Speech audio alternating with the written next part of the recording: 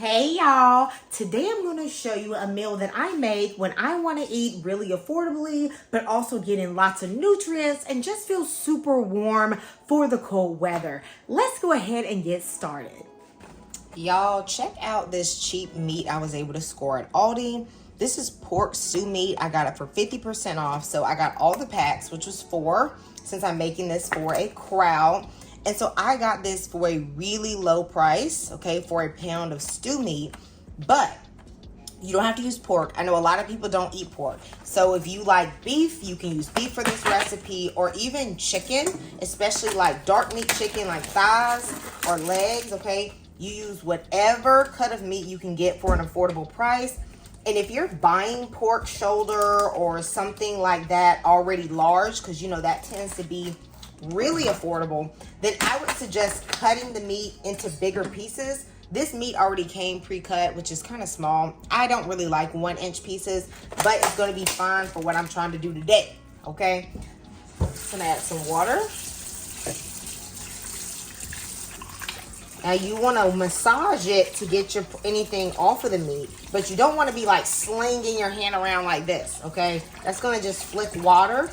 Some of these pieces are so small, which is why I don't like buying cut up stew meat. I don't know why they make them so tiny. Y'all, 2-inch pieces are way better for stewing. I'm gonna add some vinegar. Vinegar is acidic. It really helps to cut any of if there's any slime or anything on the meat. All right, you can let this soak. But if you're like me, I'm just gonna go ahead and rinse this off and I'm gonna keep cooking. I'm gonna add some paper towels to the bottom of the bowl.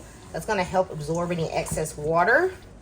I'm gonna clean my sink. If you wash your meat, you have to clean your sink. And yes, your sink can get clean. You can clean meat in your own kitchen. Okay, you can do it. No problem. Your sink is just like a stainless steel bowl, to be honest with you. It can get clean just like anything else in the house. I'm using a variety of different vegetables today. Honestly, I'm just picking from what I have in my refrigerator and in my pantry, but you can use whatever it is you have. I have a butternut squash here. I'm definitely not going to use all of it. I'm just going to cut part of it. These are some little chayote squash. They're only like $1. You can find them at a grocery store. Mine's Food Lion. Y'all can see these potatoes have had a better day. Okay, they got eyes all in them. Honey, they about to ask me for vision insurance and glasses. Okay, we got to go ahead and use these things. Have a Japanese sweet potato, some corn. Maybe love some corn. Okay, so I'm going to go ahead and shuck this and wash it. They kind of on the edge of life, but they ain't dead now. So you can use up any vegetables that you know have seen a better day before they go on to glory. Okay, go and use them up before they go to glory. Like these carrots. Look at that.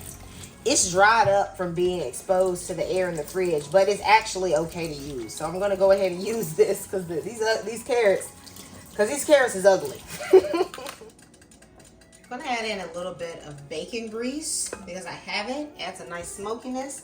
A piece of fat back, okay? What you know about that, okay? Then I'm putting in some of the onions, about half of them. Actually, I'll just go ahead and add all the rest of the onions. No big, I was gonna save some for later, but let's not do that.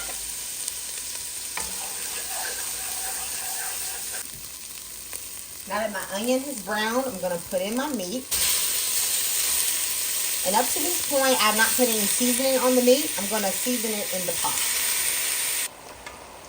I'm gonna season this with some oregano, Sazon Tropical. Very similar to complete seasoning. You could use that as well as some white pepper, the garlic, throw in that smoked turkey. Smoky flavor is going to start getting into the meat and just in the pot, so you want to go ahead and add that and begin to mix that around. Now I know this looks like a lot of meat, and it is. I'll probably end up dividing this meat, you know, after it cooks. I'm gonna add some garlic powder, onion powder, and a little bit more of that Sazon Tropical and pepper, as well as a bundle of fresh herbs. This is thyme, cilantro, and rosemary. I'm gonna let this simmer until the pork releases all of its juices. That natural juice from the pork has a lot of flavor. So I don't wanna add any broth until I can get all those juices. Cover it up and cook on medium for about 10 minutes until the juices from the pork springs out. While the meat is cooking, it's time to prep these vegetables. Now, I know a lot of people have trouble prepping butternut squash, but you really have to have a sharp knife. Winter squash are tough, and you have to have a really good knife so that you can get through that skin and cut through that dense flesh. So I'm going to cut this squash into like some medium-sized chunks, maybe about 1 inch. You can also use kabocha squash, calabaza, whatever type of winter squash that you like. I'm also going to cut a sweet potato into some chunks. Sweet potatoes, whether it be this regular sweet potato that most of us are used to or the Japanese sweet potato, they add a really nice texture and of course sweetness to the soup. Now some people will use yam in the soup. Now that is not a sweet potato, okay? It's like a tuber, but sweet potatoes are cheaper and easier to find. But if you want to use yam, you can often find them at a Caribbean or Hispanic or African grocery store. I'm going to set those aside in some water so they don't go brown, and then I'm going to cut the chayote. If you've never had chayote, it is nice and light, kind of crisp, almost like an apple. If you don't want to use this, you can use summer squash or zucchini. These, however, will keep a firmer texture and they taste very good raw. Now you all of course use whatever vegetables you guys can get your hands on and whatever is the most affordable in your area at the time, but I love corn. My husband loves corn. He's probably going to try to steal all the corn out of the pot, which is why I'm going to add about 3 ears of corn so that I have enough. All right. Then I'm going to cut my carrots into some large chunks, and I'm going to leave the skin on my potatoes, but we got to cut off any eyes or bad spots. These red potatoes have a really thin skin, so they cook up well in a soup, and plus they add nutrition. I'm going to cut these into about 1-inch chunks and put them in the water at the side so they don't turn brown. Ooh, the juices have sprung up, okay? Now I realize I'm gonna have to remove about half of this meat or so because I'm just not gonna be able to accommodate all the soup in here. So frustrating to not have the right size pot, but you know, you just gotta make it work. It's not gonna be a big deal. So you can see I've removed half of the meat, put it in another pot. Now I'm going to add in my chicken broth. This is chicken feet broth. I love some chicken feet broth. Very cheap to make and super healthy. It is solid because I made it the night before, so it's congealed. That lets you know it's full of collagen. You can also use chicken, just regular chicken broth from the carton, or even you can have boiling water and then add in some of that bouillon cubes. Hey, if you like eating chicken feet, you can clean them chicken feet and just put them straight in there. Okay, my husband likes eating them, but I know some of y'all can't stand looking at them. This isn't quite enough broth, so I'll also be adding a little bit of water. Putting in some allspice berries and some boiling water. I like to heat it up in my kettle to keep the temperature of my pot up. Even though this pork is cooked, it's not tender, so I'm gonna cover this. I'm gonna allow this to simmer for about 25 to 30 minutes on like a medium low. You just wanna have a low simmer. Okay, it's been 30 minutes. I'm gonna put in the carrot.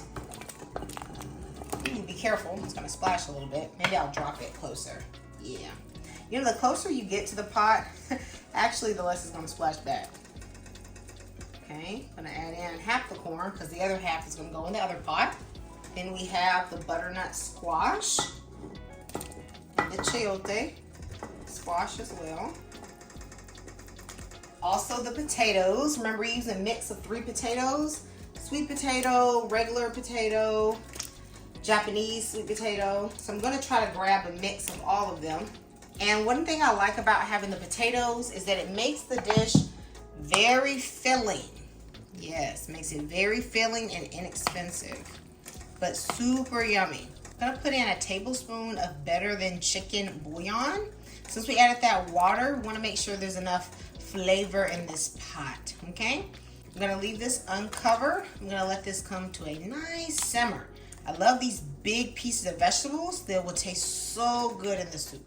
So this is my other pot of soup. Y'all, this one looks chunkier because it has a little bit less broth, and that's how I actually prefer it. But both of them are good, and these are both 6-quart soup pots. So you guys can just scale this soup up or down depending on your needs. Now, I'm loving how this is looking. I'm going to let both of these soups cook for about 15 minutes. And I'm going to cover this one up because it has less broth. I don't want the liquid level to go down very much. However, that one I'll just keep simmering uncovered. Any foam that starts to come up in the pot, you just scrape that off. I've heard this is impurities kind of coming out. I don't know if this is true or not. All right, but I've always been taught to do it. So I'll just take my spoon and try to gather as much of the foam as I can. If you miss a little bit, look, it ain't gonna matter. You be all right. Okay, you be all right. We got immune systems. You done lived through the pandemic. Okay, you okay. I realized there's not enough salt. So instead of adding salt, I'm going to add about a tablespoon of Knorr chicken bouillon. This is saltier than better than bouillon, and it adds a different flavor. So I did actually mean to use both of them, but you could use one or the other, you know, whatever you prefer, or none of them. Okay, I know some of y'all don't like the MSG, okay, and I'm not going to force it on nobody. Now I'm going to add in some green beans because I want a nice green color. Look, whenever I see green in some food, I just feel like it's healthy, okay? So I love to add some type of green vegetable. You can use a leafy vegetable like kale or something like that. But today I'm using green beans. I just like the chunky look we got going on today. I'm also gonna add on a scotch bonnet. I waited until now because, you know, not everybody can take a little spicy. Okay, so this is gonna add a nice flavor, but it's not going to burst. It's just going to season the broth well. I'm gonna partially cover it and let it simmer for about 15 minutes. All right, y'all, let's check on this soup. Let me tell you, this soup got my house smelling good. All right, now look at this, look at this. Y'all, my squash is tender. I can tell because the side is a little soft. Got my corn. Y'all know I'm gonna deep dive into that corn and hide all of it from my husband. Y'all, he be stealing my corn. I told y'all that before. He steal my corn. And look, let me show y'all the other one. Perfectly seasoned, delicious. Don't worry about if the pumpkin breaks apart and disintegrates into the soup. That's actually fine. It adds a little body to the broth. Do y'all see this delicious soup I got going on in here? Y'all, this is affordable. It's super delicious. I'm gonna take a bite with the smoked meat and the pork. And this broth,